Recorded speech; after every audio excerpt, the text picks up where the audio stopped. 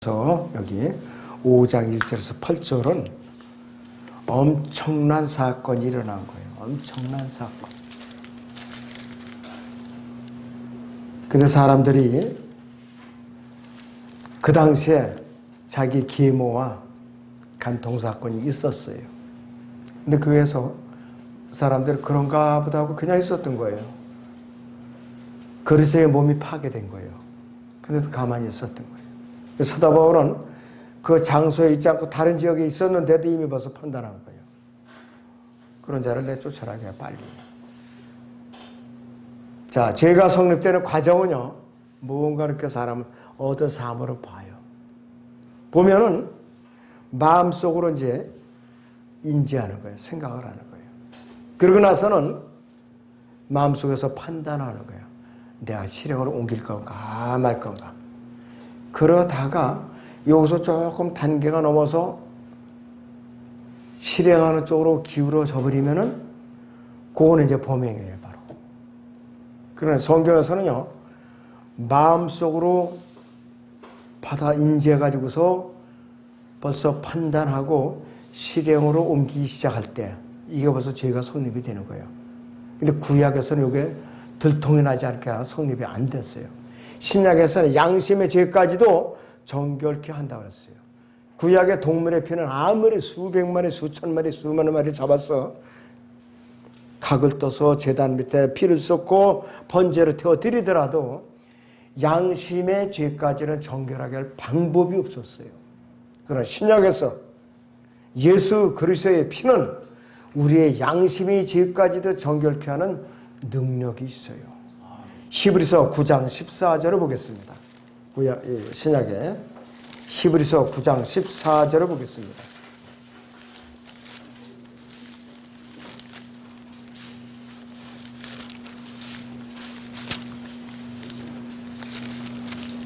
히브리서 9장 14절을 봅니다.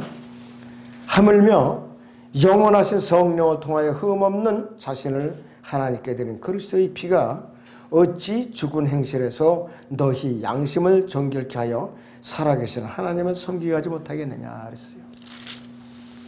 예수 그리스도의 피는 사람들의 양심의 죄까지도 정결케 하는 초자연적인 능력이 있어요.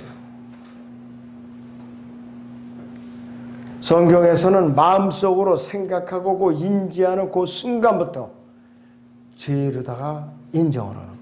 참 무섭죠? 그런데 믿는 사람들 대부분이 이 죄를 다 짓고 있어요. 이 죄를. 이 단계까지 안 넘어가는 사람 누가 있어요? 그런데 이것을 마음에 품고 있으면은요, 행동으로 들어는 안 되니까요. 이걸로 해결의 방을 빨리 자백을 해야 돼요. 나의 잡념을 없애주시고 나의 이 잡다스럽고 음흉한 마음을 주님 아주 씻어주십시오. 자백을 하고 부르짖어야 된다 이것이. 사무엘하 11장에서 다윗 왕은요, 그 전쟁에 나갔다 와서 모처럼 한가한 날을 맞았어요. 한가한 순간. 자기 왕국 지붕에서 뒷짐 짓고 의식이 되고 이렇게 뒷짐 짓고 올라가서 바람이 나서 올라갔을 거예요. 근데 하필 그 지붕에서 내려다 보니까 남의 집에 이웃에 이쁘게 생긴 여자가 목욕을 하고 있었대요. 그 여자도 또 책임이 있죠. 밧세바요. 자기 부하 장군 우시아의 아내였던 것이에요. 우리아의 아내. 그런데 다윗이 거기서 고개를 돌렸으면 탈이 없었죠. 이거는 마음속으로 인지한 그 생각 순간이 아니라 아예 또 사람을 해서 데려왔어요. 자기 왕궁으로. 그래갖고 몸을 섞었어요. 그리고 시침이 딱 됐어요. 하나님께서 모르실 리가 만무하죠. 사람을 보내서 밧세바가 내가 아이를 가졌나이다 하고 통보를 한 거예요. 다윗 왕에게. 그때까지도 다윗은 숨기고 있었던 것이에요. 그런데 나단이라는 아주 대쪽 같은 선지자를 하나님께서 다윗에게 보냈어요.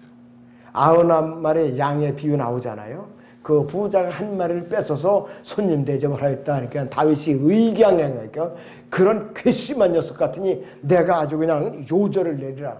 그런 식으로 큰 소리를 쳤는데 나단이 바로 당신이 그 사람이 오니까 기가 죽었죠. 다윗은 이 죄 때문에 왕국이 갈라지는, 남북으로 왕국이 갈라지는 원인 제공을 해버렸어요. 원인 제공. 마음속으로 품는 죄가 얼마나 무서운 죄라겠어요. 역대 전쟁을 일으켰던 세계의 모든 전쟁 범죄자들이 마음속으로부터 시작된 거예요. 마음속으로부터 지배욕에 넘쳐가지고. 히틀러도 처음부터 그런 마음 안 가졌을 거예요. 영토로 넓히고 또 넓히고 또 넓히고. 옛날에 소련하고는요, 불가침 조약까지 맺었어요. 이 소부전선을 이제 지키는 심하게 오니까 러시아를 좀 막기 위해서 불가침 조약까지도 맺었다고요. 그런데도 돌아서 가지고서 러시아를 침공을 했어요. 러시아는 어떤 적자를 썼느냐? 이 히틀러는 계절을 잘못한 거예요. 바로 겨울이 닥쳤어요. 탱크 체인이 얼어붙었어요. 꽃경이라도 판에도 안 되어 있는 것이. 그래서 러시아는 모스크바까지 독일군, 루마니아군을 끌어들인 거예요. 거기서부터 반격을 한 거라고요. 그래서 독일이 그때부터 멸망한 거예요. 사람의 탐욕, 사람의 눈, 한도 끝도 없어요. 몸의 구속을 받는 그 순간까지는 저나 여러분들도 똑같은 죄를 범할 수가 있어요. 누구든지. 큰 소리 칠 수가 없어요.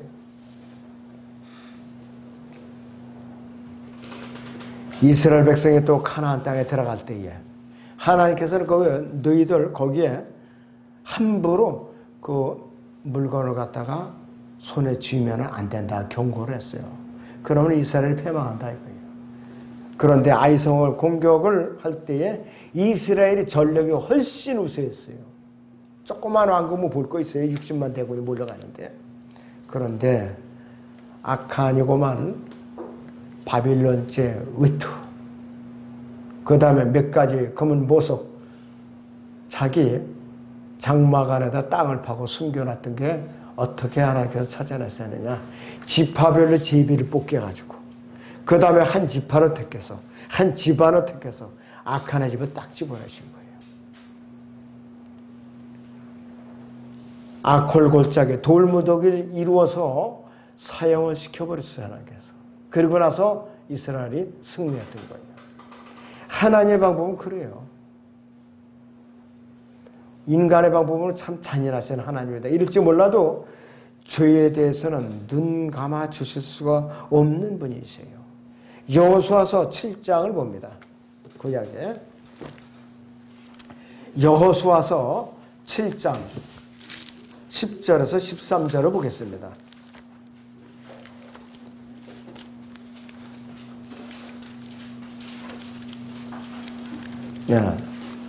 여호수아서 7장에 10절에서 13절을 같이 보겠습니다. 주께서 여호수아에게 말씀하시기를 일어나라 어찌 네가 이렇게 네 얼굴을 대고 엎드려 있느냐. 이스라엘이 죄를 지었고 그들은 내가 그들에게 명한 나의 언약도 어겼나니 이는 그들이 저주받은 물건을 취하고 도둑질하고 속여서 심지어는 그것을 자기들이 사물 가운데 두었음이라. 그러므로 이스라엘 자손이 그들이 원수들 앞에 설 수 없었고 그들이 원수들 앞에서 그들이 등을 돌렸으니 이는 그들이 저주를 받았기 때문이라. 너희가 그 저주받은 것을 너희 가운데서 면하지 아니하면 내가 다시는 너희와 함께 있지 아니하리라. 일어나서 백성을 성결케 하고 말하기를 너희는 자신을 성결케 하여 내일을 대비하라. 이스라엘이 주 하나님께 이같이 말하노니 오 이스라엘아 네 가운데 저주받은 물건이 있나니 너희가 너희 가운데서 저주받은 물건을 제거하기 전에는 너희가 너희 원수 앞에서 서지 못하리라 그랬어요. 그러면서 지파대로 족속대로 제비를 뽑아 보니까는 고만 악한 그의 가족이 뽑혀나온 거예요. 그들이 뽑혔어요. 자, 24절부터 보세요. 어떻게 하나님께서 죄를 처리하시는가. 여호수아가 모든 이스라엘과 더불어 세라의 자손 아칸과 은과 의복과 금덩이와 그의 아들들과 딸들과 소들과 나귀들과 양들과 장막과 그가 소유한 모든 것을 데리고 골골자로 가져왔더라. 여호수아가 말하기를 어찌하여 내가 우리 이를 괴롭게 하느냐.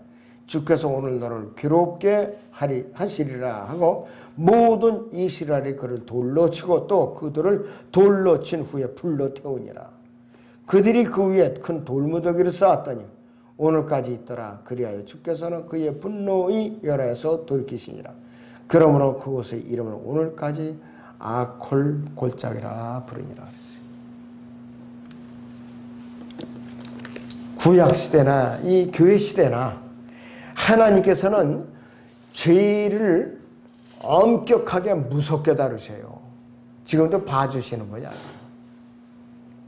우리는 예수 그리스도라는 중보자이시고 변호인이시고 대제사장이신 그분을 우리가 몸에 성령으로 모셨으니까 망정이지, 만약에 우리가 예수 그리스도 밖에서 살고 있다, 아무 소망이 없어요.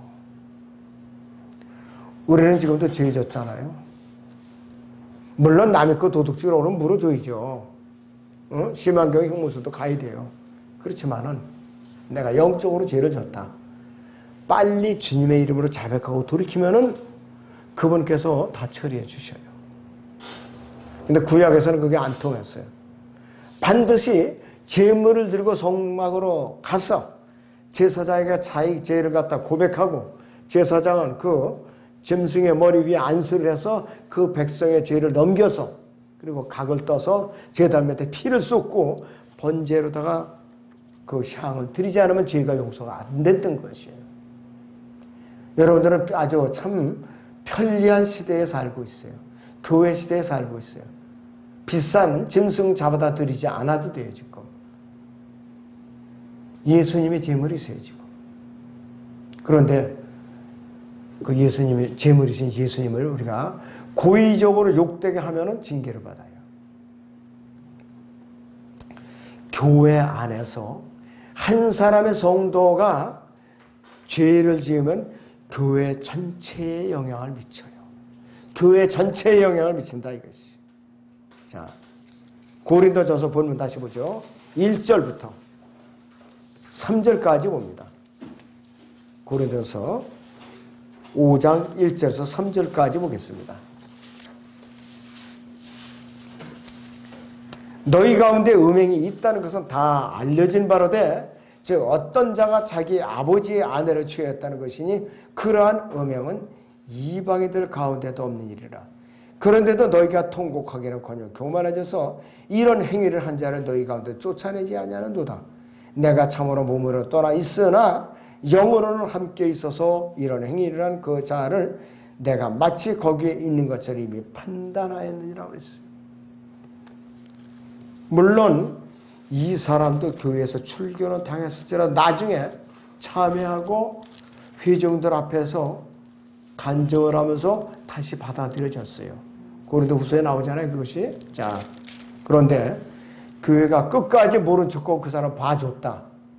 그러면 고린도 교회는 쑥대밭이 됐을 거예요. 그나마도 출교를 시켰을 게 망정이지. 이 사람이 만약에 그런 죄를 짓고 교회에서 이제 출교를 당했어요. 그러니까 이 사람이 기분 나빠. 나 이런 교회 뭐로 다녀? 그러면서 자기 죄에 대해서 참회를 하지 않고 끝까지 세상적으로 놀아났다고 그 사람 죽었어요. 생명이 끊어졌을지도 몰라요. 나가서 그래도 양심에 찔려서 참회를 했기 때문에 회중들의 동의를 얻어서 다시 들어올 수가 있었어요. 그런데 대부분의 사람들이 교회에서 징계를 받아서 추리를 당하잖아요. 다시는 돌아보질 않아요. 이거 아주 잘못된 버릇이에요. 자기가 뭐가 잘났다고 교회에 등지고 감정을 품고 이러냐 이거예요. 그러니까 이건 못된 송아지 응대에 뿔난 짓을 하는 거예요. 그런 사람들은 잘 될 리가 없어요. 나가서도. 자기가 정말로 하나님 앞에 무릎 꿇고 내가 무엇을 잘못했는가, 교회에서 왜 나를 이렇게 징계해서 처리를 시켰는가, 참회를 하면서 자기 자신을 살펴보고 말씀을 통해서 교훈을 받아야 돼요. 이런 사람도 가능성이 있다니까요. 근데 대부분이 그러질 않아요. 고린도 교회 당시에는 파벌이 있었어요. 교회 안에서. 아폴로파, 바울파, 게바파. 고린도서 3장에 보면은 그런 파벌이 있었다 이거죠. 하나님 앞에 큰 죄를 짓고 교회가 파벌이 형성되어 있었어요. 그러한 상황에서 교회 육신적인 그리스도인 사이에 계모와 음행을 저지르는 사건이 터져버리고 한 것이에요. 교회가 시끄럽고 이 죄와 연루되면은 연속적으로 여러 가지 죄가 연달아 연루돼서 터지게 돼 있어요. 분파를 조장한 죄악도 음행을 범한 죄를 범한 것에 대해서 어느 누구도 성경적으로 책망하거나 교훈을 지르고 애쓰는 사람은 한 사람도 없었던 거예요. 그렇게 은사들이 철철 넘치고 방언 문제로 그렇게 시끌벅적했던 이 교회란 말이에요. 여기가. 은사가 부족해서 이랬던 게 아니에요. 고린도 교회만큼 은사가 풍성하게 주어진 교회도 없었어요.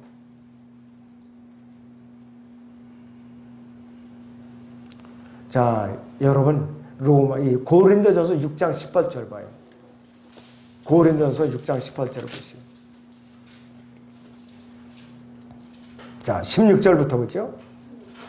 또한 창녀와 합하는 자는 그 한 몸인 것을 너희가 알지 못하느냐. 그가 말씀하시기를 둘이 한 몸이 되리라고 하셨느니라. 그러나 주와 합하는 자는 한 영이니라. 음행을 피하라.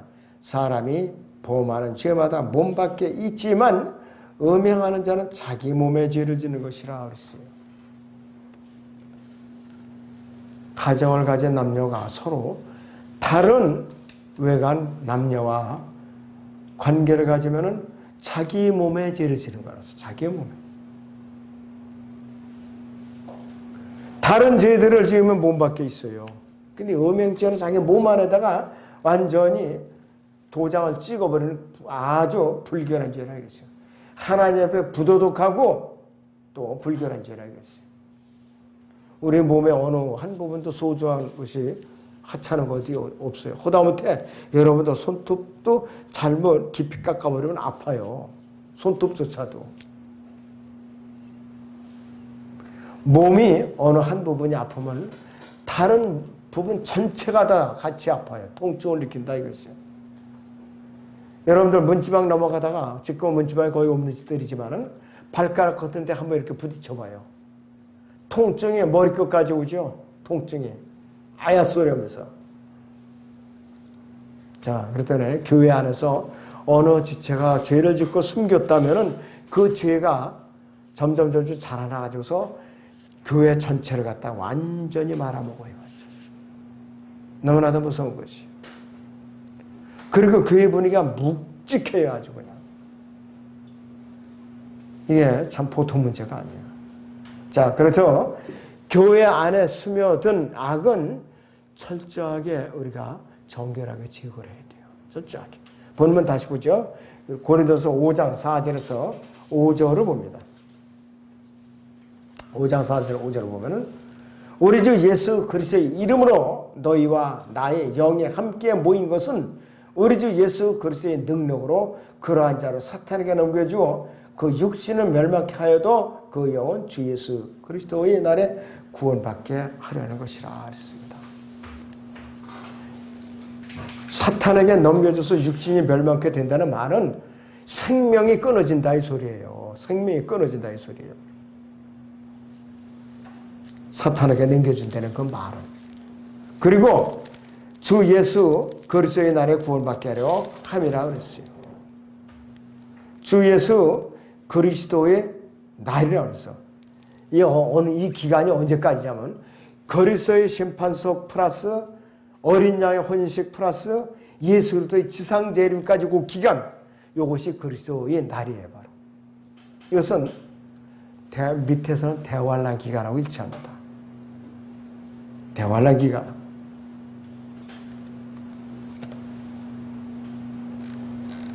하나님 앞에서는요, 아무도 죄를 숨길 수가 없어요. 아담과 이브가 타락해서 무화과 잎사귀로 치마를 엮어서 몸을 가렸을 때에 하나님께서 모르실 리가 만무하죠.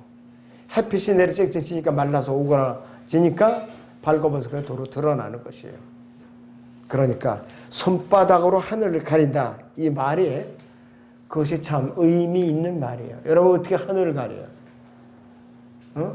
하나님께서 어떻게 우리를 저거냐 이것이에요.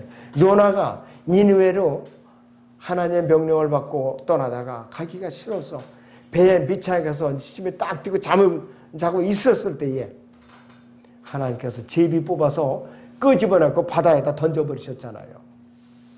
죄는 하나님 앞에 숨길 수도 없고 또 죄는 하나님 앞에 피할 길이 없어요.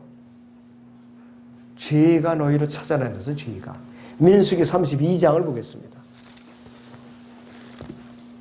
민수기 32장.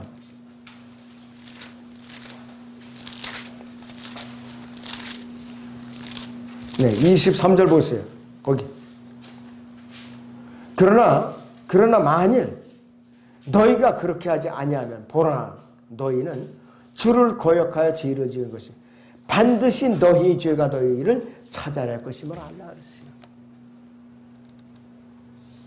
죄가 그 사람을 찾아내게 만들어요. 죄가. 죄가 찾아내게 만든다 이거지.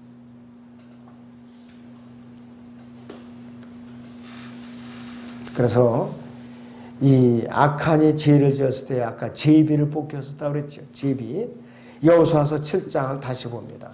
16절에서 18절을 보죠. 여호수아서 7장 16절에서 18절을 봅니다. 그리하여 여호수아가 아침에 일찍 일어나 이스라엘을 그들이 지파대로 불러냈더니 유다 지파가 뽑힌 거로 유다 족속을 불러내어 사르인들의 족속을 택하였고 사르인들의 족속에서 남자를 각각 불러냈더니 삽디가 뽑혔더라. 여호수아가 삽디의 가족에서 남자를 각각 불러냈더니 유다 지파의 세라의 정손이요 삽디의 손자요 칼미의 아들인 아칸이 뽑히니라 그랬어요. 하나님께서 죄를 찾아내시는 방법은 쪽집게처럼 찾아내셔요. 꼼짝 못하게 찾아내시는 거예요.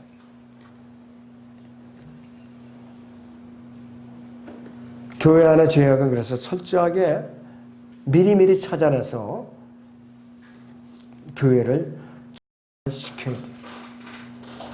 바울은요, 하나님을 모독한 후메네오와 알렉산더, 사탄에게 내어주도록 명령함으로써 교회의 악을 제거해버렸어요. 이들이 어떤 죄를 지었는가? 디모데전서 1장을 보세요. 디모데 전서.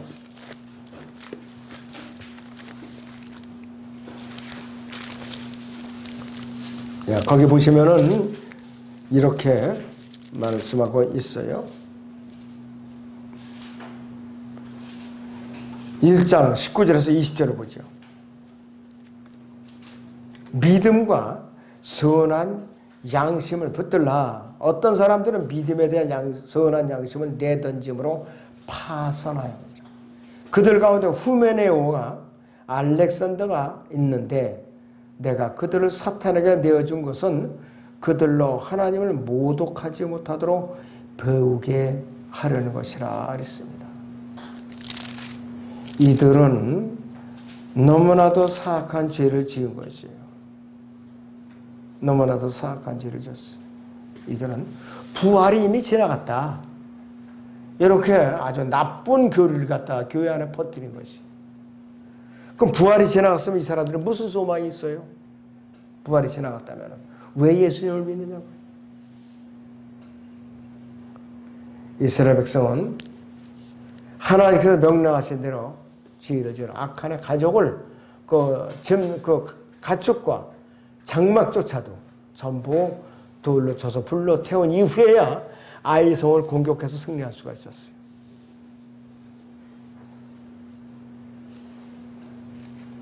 이것은 영적으로 적용하면 우리와 육신과의 전쟁이에요. 우리 육신을 쳐서 주님 앞에 복종시키지 않으면은 우리의 마음의 요새는 언제든지 마귀에게 점령을 당할 수 있다는 소리예요. 바로.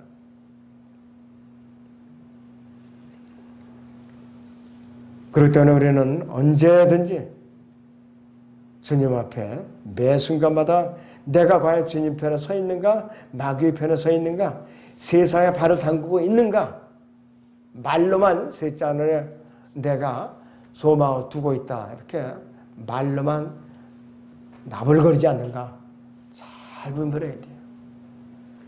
교회 안에요, 작은 죄악이라도 그대로 방치해 놓으면은 교회 안에 오염이 되게 돼 있어요. 오염이 되게 돼 있다 이거죠. 여러분 보면은 가랑비가 아주 정말 아주 가는 가랑비가 와가지고 어떤 사람은 일부러 맞아요. 미세하게 내리니까 하루 종일 만약에 맞아보세요. 그래서 온몸이 다 젖게 돼 있어요. 죄라는 것은 그거예요. 시간 문제지 언젠가는 교회 안에 다 퍼지게 돼 있어요. 어떤 한 사람이 죄를 지었어요. 그러면 누구한테 귀에다가 메시지를 소닥소닥 하면 그 사람 또 솔깃해갖고 거기 오염되는 거예요. 그러면 여기 또 입이 간사해갖고 또 이게 견딜 수가 없어요. 또 딴 사람은 또 들어줄 사람은 또 찾는 거예요. 그 사람을 찾아서 또 가서 소소소 그래? 그랬어요? 나도 그러면은 다시 봐야겠는데 이러면서 또 소원되고 그러다 보면 교회 하나 한 바퀴 싹 도는 거예요. 한 바퀴 도는 거예요. 그렇다 보면 교회가 오염되는 거라 이거지. 고린도전서 5장 6절 보세요. 고린도전서 5장 6절을 봅니다.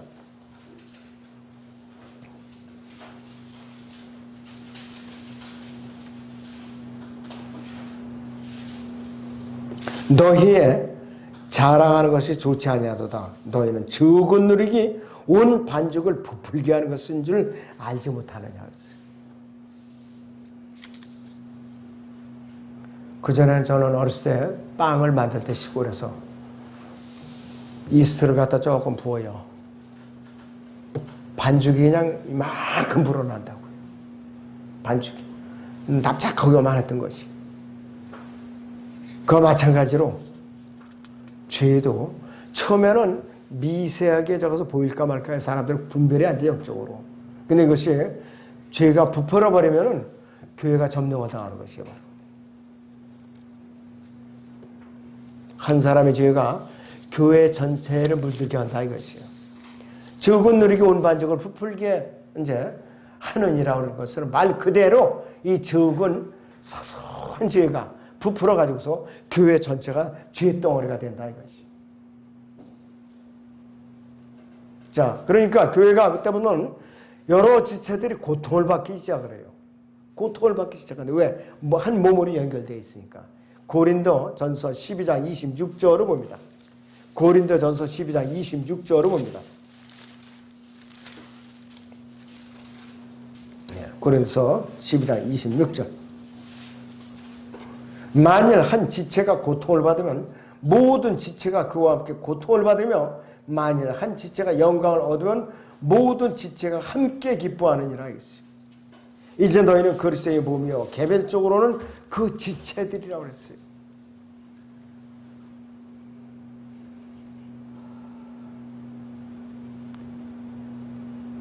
사람이 교회 안에서 거짓 교리를 한번 전파하잖아요.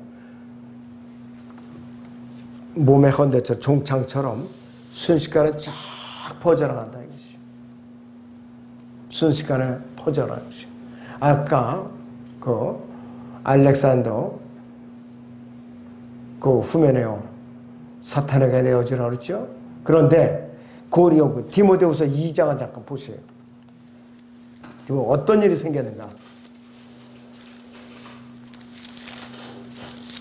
디모데후서 2장 17절 18절을 봅니다.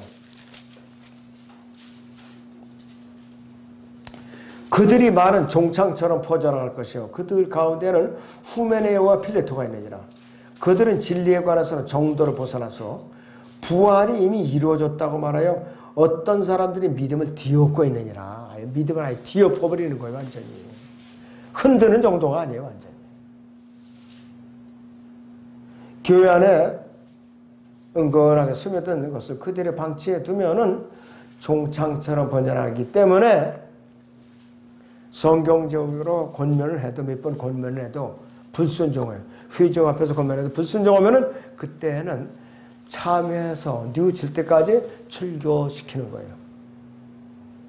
그런데 이 사람이 어떤 문제를 저지르냐? 또 다른 교회로 가요. 자백하지 않은 채 다른 교회를 가서 둥지를 들고 있는 거예요. 이제 시침이 딱 띄고. 그럼 거기서는 또 우리 사람 하나 더 늘어났다고 또 좋아하고 그런 거예요.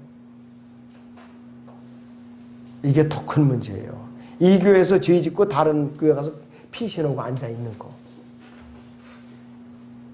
영적으로 우리가 분별력 있으면 그런 사람도 알아낼 수 있어요. 알아낼 수 있다 이거지. 그래서 범죄한 자들은 모든 사람 앞에서 책망해서 다른 사람들도 두려워하게 하라고 디모데전서 5장 20절에서 그렇게 얘기를 했는데, 만약에 지금 이 시대에 라우디게아 교회 시대에 제가 만약에 모든 사람들 앞에서 책망해서 다른 사람들하고 두려워하게 하라, 그랬다면 그 사람이 가만히 있어서 그냥 기분 나쁘다고 떠날 거야 아마 지금은. 시대가 이렇게 완악해졌어요 지금. 너무나도 완악하게 됐다 이것이. 그래서 교회를 오염시키지 않은 유일한 길은 철저한 성결만이 주님의 몸을 병들지 않게 교회를 지키는 유일한 길이에요. 다시 본문 고린도서 5장 7절 8절을 보세요. 5장 7절에서 8절을 봅니다. 그러므로 묵은 누룩은 떼어내버리라. 그래야 너희가 누룩을 넣지 않은 새 반죽이 되리라. 우리의 유월절 양이신 그리스도께서 우리를 위하여 희생되셨으므로 우리가 그 명절을 지키되 묵은 누룩이나 또 악하고 가증한 누룩으로도 말며 오직 누룩 없는 성실과 진리의 빵을 가지고 지키자 그랬습니다. 우리는 주님의 피로 사신 하나님의 성전이에요. 주님의 소유예요. 우리는 권한이 없어요. 주님께서 시키는 대로 해야 돼요. 네가 정결하라면 내가 정결하죠. 내가 노력을 해야 되고 순종을 해야 돼요. 하나님께서는 철저한 성결주의자이세요. 믿는 자, 불신자 철저하게 나누신 바른 성경과 변개된 성경 나란히 갈 수가 없어요. 하나님 앞에는 원수지가 아니에요. 원수지가 아니라 이것이. 그리고 또 진리와 비진리를 섞일 수가 없어요. 섞일 수가 없어요. 물과 기름 섞일까요? 절대로 불가능해요. 진리와 비진리를 나누시는 거예요. 빛과 어둠을 나누세요. 하나님께서는 마귀와는 철저히 원수예요. 그리고 하나님의 왕국 셋째는 낙원과 지옥을 완전히 철저하게 나누시는 분이에요. 어떻게 하나님과 같이 할 수가 있느냐 이것이. 자, 여러분들 고린도후서 6장 보죠. 고린도후서 6장을 보겠습니다.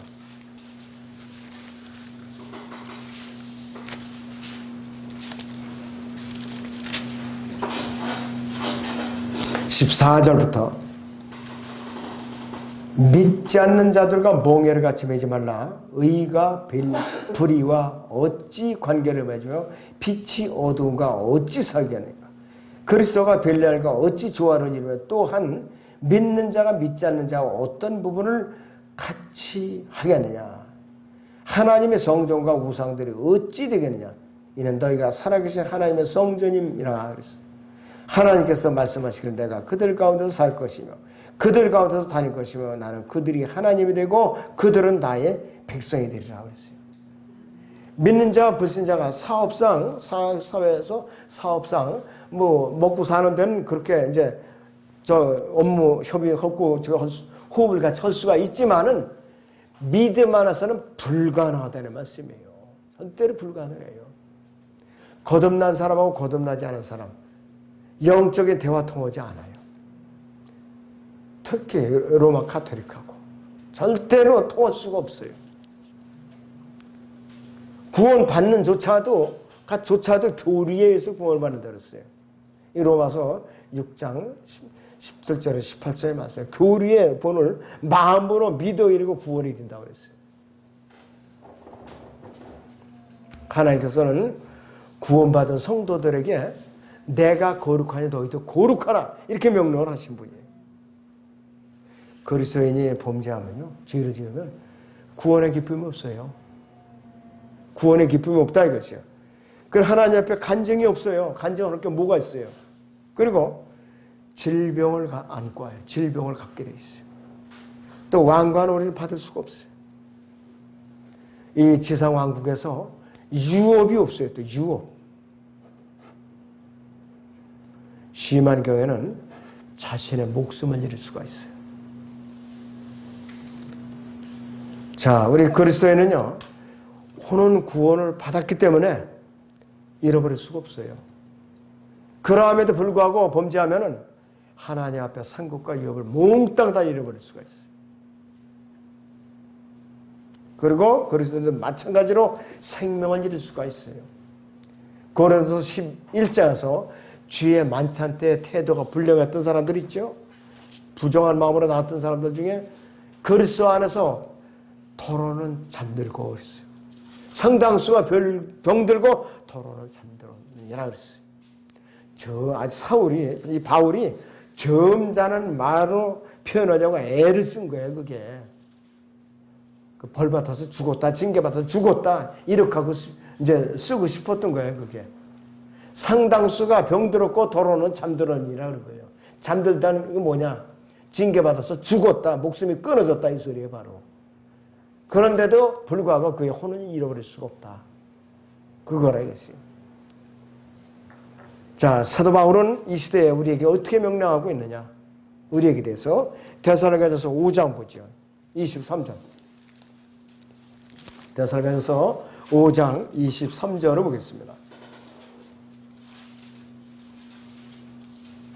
화평의 하나님과 바로 그분께서 너희를 온전히 거룩하게 하시고 너희의 온 영과 혼과 몸이 우리 주 예수 그리스도께서 오실 때까지 책망할 것이 없게 보존되기를 하나님께 기도하라 그랬어요.